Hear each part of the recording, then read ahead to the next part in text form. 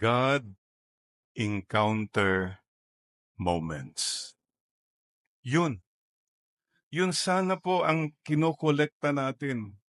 As we go through life, what were those moments you encountered God, the Father, Son, and the Spirit? That's your gem. All of us have a gem. God encounter moments. Maybe nung nagkasakit ka. Maybe siguro nung na-in-love ka. Maybe siguro nung nag-break up kayo. Those were God encounter moments when you experience God.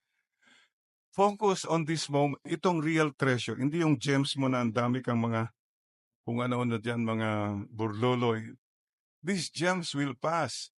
Pero yung gems ng puso mo, your God encounter moments, no one can take that away from you. That's so precious. Please take time today to remember how the Father and the Son and the Spirit was present to you. Yung naramdaman mo, yung feeling mo that the Lord was really real. Yan. Yan po ang wag natin sanang kakalimutan. Today, if you hear His voice, harden not your heart. Lahat po tayo, tignan mo, God was there. Especially in the most difficult moments of your life, that was a gem. God encounter moment.